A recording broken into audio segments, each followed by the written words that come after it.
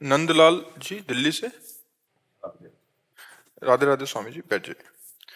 स्वामी जी, मनुष्य के पैदा होते ही सब सुख दुख उनके प्रारब्ध अनुसार होते हैं, तो क्या इस जन्म के अच्छे कर्म उसके कुछ दुख कम कर सकते हैं? हाँ, बिल्कुल। किसका है?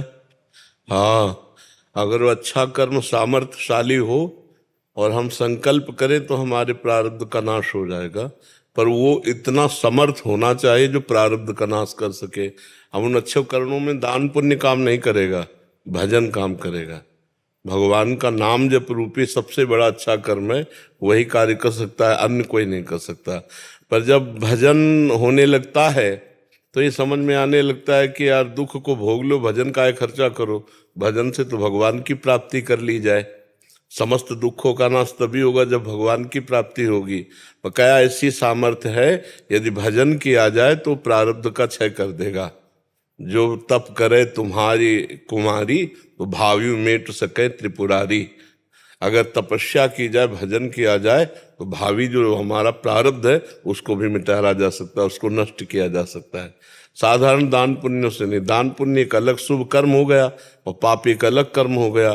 तो जब हमारे ऊपर दुख आता है तो पाप कर्म का प्रभाव पड़ता है, वो दान पुण्य से नहीं कटता, वो भजन और तपस्या के द्वारा काटा जा सकता है। समझ पा रहे हैं आप? हाँ, पर इतना भजन और पवित्रता पूर्वक तपस्या ये बड़ा कठिन है। बातें कर लेना अलग है, भजन करना बहुत कठिन है, नहीं? लेकिन कुछ कहते हैं जैसे जो मतलब पिछले जन्म का है वो तो भोगना ही पड़ेगा, जो लिखा हुआ है। नहीं, अगर आप भोगना चाहते हैं तो भोग सकते हैं, नहीं तो भजन के प्रभाव से मिटा सकते हैं, पर उस कोटि का भजन होना चाहिए। अब जैसे आपका प्रारब्ध है 1 किलो, हम सरल भाषा में बता रहे हैं, और आपके पास पुण्य है 100 ग्राम, तपस्या है 100 ग्राम, तो 900 ग्राम भारी रहेगा ना प्रारब्ध। अब आपका जब 100 किलो के ऊपर 100 के ऊपर बढ़े तब आपका प्रारब्ध नाश होगा। तो इसीलिए प्रारब्ध बहुत बड़े बड़े बुरे हैं हमारे, और भजन साधन में उतनी दम नहीं कि हमारे कि हम उतना करके उनको मिटा दें। और जो उतना कर ले गए तो उनके अंदर ज्ञान पैदा हो जाता है कि आज शरीर तो छूटेगा ही, आज नहीं तो कल। हम इस भजन का प्रयोग भगवान की प्राप्ति में कर लें, दिव्य धाम की प्राप्ति के लिए कर लें। तो इसलिए बड़े बड़े संतों में भी देखा जाता है वो प्रारब्ध भोग लेते हैं अपने शरीर का, वो मिटाते नहीं है। क्योंकि जैसे ब्रह्मास्त्र का प्रयोग मच्छर मारने के लिए थोड़ी उचित है, ऐसे भगवान के भजन का प्रयोग प्रारब्ध से, वो तो भोग से भी नष्ट हो जाएगा। पर जो करना चाहे तो कर सकता है, भजन का ऐसा बल है, पक्का कर सकता है। हाँ, बिल्कुल कर सकता है, इसमें कोई संशय नहीं है। कर तुम अकर अन्यथा कर तुम, भगवान के भजन से क्या नहीं हो सकता, क्या नहीं हो सकता।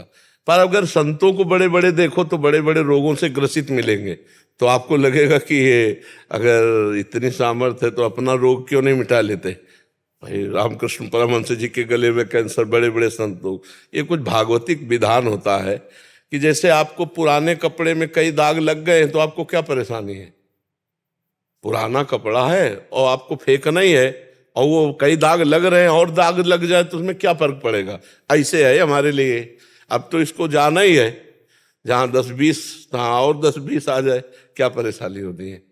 अगर कहा इसके मिटाने की बात आ जाए तो मिनट नहीं लगेगा, क्योंकि पापई से तो है कर्म का फल, पापई से तो है, तो उसका जो जो ट्रांसफर करो अभी सब, पर फिर वो जीवन का लक्ष्य बिगड़ जाएगा।